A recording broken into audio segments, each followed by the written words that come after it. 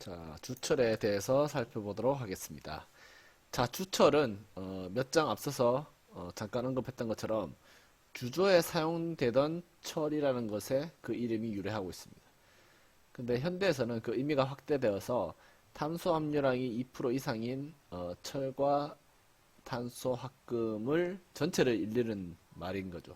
주조에 사용되던 안 되던 이러한 카테고리 안에 포함되는 철을 주철이라고 불러요. 2% 이상은 탄소강 또는 강철 또는 강이라고 부르는 것과 같은 어떤 수준의 그런 명칭이라는 것이죠. 우리가 강철을 이야기할 때 탄소 함유량이 0.8%인 공석점이 중요했잖아요.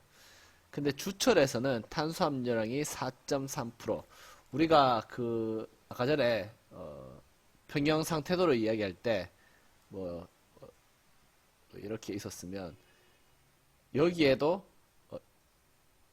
여기가 예를 들어서 0.8%면 이 위쪽에 또 어떤 이렇게 뾰족한 지점이 있었죠. 여기는 그 X상에서 두 개의 고상으로 이렇게 변하는 상변태하는 그 지점이었기 때문에 공석이 아니고 공정점이었죠. 이 공정점 이게 4.3%였다는 것이죠. 그래서 이게 주철의 범위 안에 포함되기 때문에 주철에서는 이 지점이 강철에서 공석점 0.8%에 해당되는 공석점과 같은 중요성을 가지고 있다라고 생각하시면 됩니다. 자, 공석점에서 강을 할 때 공석점에서 0.8%보다 더 적게 탄소가 포함되어 있으면 아공석강, 더 많으면 과공석강이라고 그랬죠. 자, 주철에서도 똑같아요. 이제는 공석이 아니고 공정이죠. 그리고 이제는 주철이죠. 그래서 아공정 주철. 더 많으면 그가 4.3보다 더 많으면 과공정 주철이라고 부른다는 것이죠. 자, 그리고 주철은 탄소가 많아도 너무 많아요.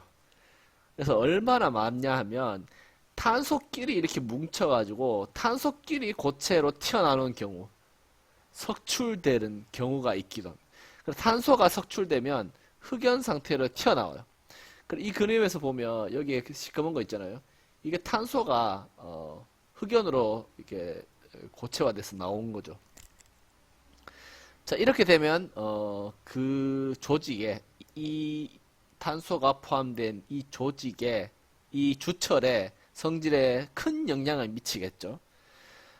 자, 그러면 어떻게 하면 흑연이 탄소 덩어리 그 자체인 흑연이 이렇게 고체로 튀어나오고 어떻게 하면 그냥 철에 포함된 상태로 나오냐? 그거는 실리콘이라는 불순물이 얼마나 그 주철 안에 많이 포함됐냐에 따라서 실리콘이 흑연 석출을 촉진하는 그런 역할을 한다. 그러니까 만약에 탄소 덩어리가 많이 나오는 그런 주철이 싫으면 최대한 실리콘을 줄여야 되고 불순물 실리콘이란 불순물을 줄여야 되고 만약에 탄소가 좀 나오는 게 필요하다 또는 상관없다 그런 경우에는 실리콘이라는 불순물을 굳이 줄일 필요가 없겠죠. 자, 주철은 몇 가지 형태가 있어요.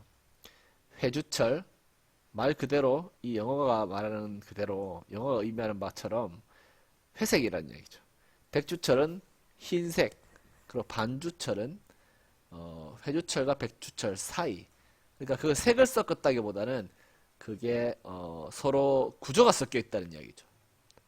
그럼 회주철은 왜 회색으로 보이냐?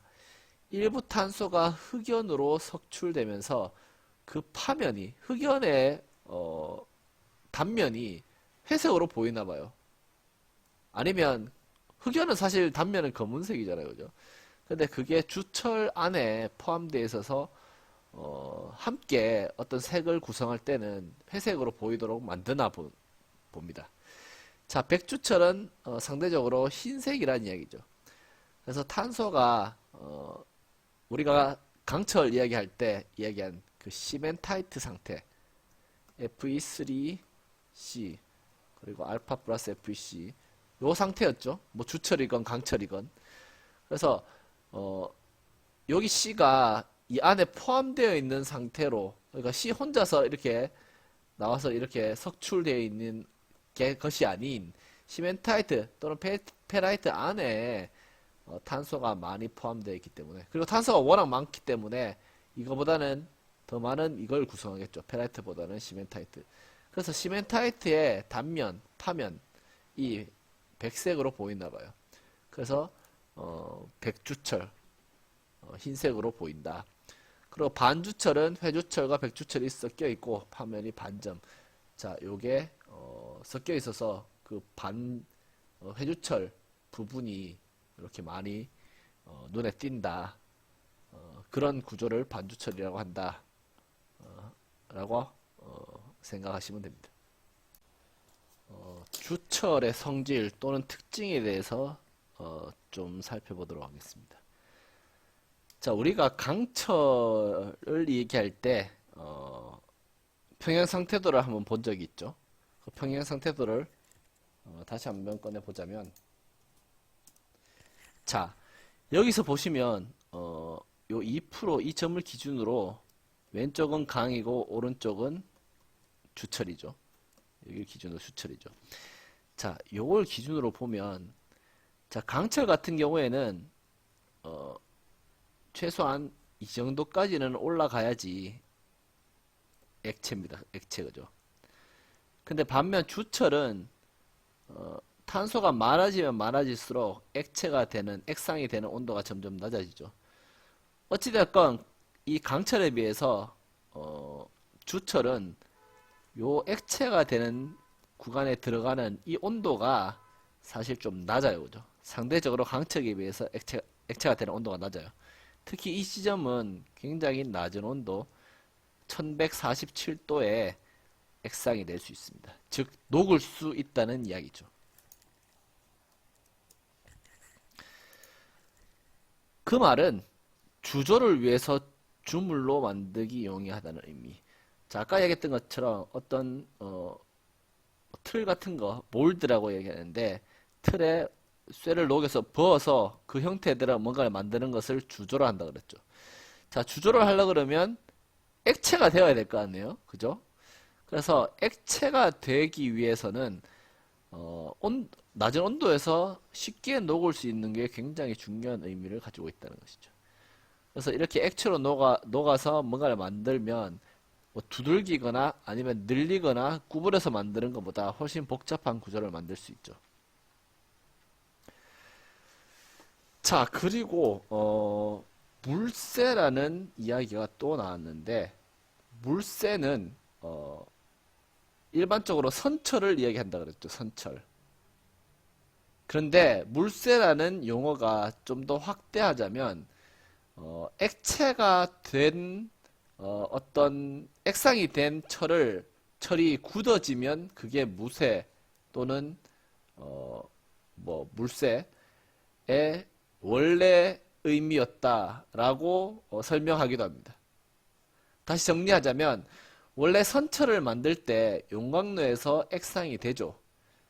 그 상태에서 그걸 굳히면 그것도 무쇠라고 하기도 하고, 또는 그 주개를 만들어서 그 주개를 주조에 사용하기 위해서 다시 녹여서 물로 만들잖아요. 물이 아니고 액상으로 만들잖아요.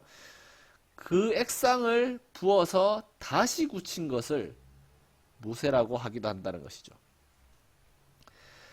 자, 용광로에서 용광로에서 바로 선철, 그러니까 용광로에서 바로 부어서 그 선철을 바로 뭔가 어딘가 부어서 주개를 만들지 않고 뭔가를 바로 만드는 경우가 없지는 않아요. 아주 예전에 가마솥 같은 것은 그렇게 만들었대요. 근데 그것은 너무 탄소가 많아가지고 쉽게 깨져요. 실제로 여러분들 그 삼겹살 구워 먹는 거 그거 물론 용광로에서 바로 나온 건 아니지만 그것도 주철이거든요. 그 주철이 탄소가 많기 때문에 그 삼겹살 구워 먹을 때 쓰는 그 가마솥 뚜껑 그거 떨어뜨리면 깨지잖아요. 근데 철이 깨지는 게 좀 신기하잖아요. 근데 철이 그렇게 깨진 이유는 경도와 치성이 탄소가 많기 때문에 높기 때문에 그렇습니다.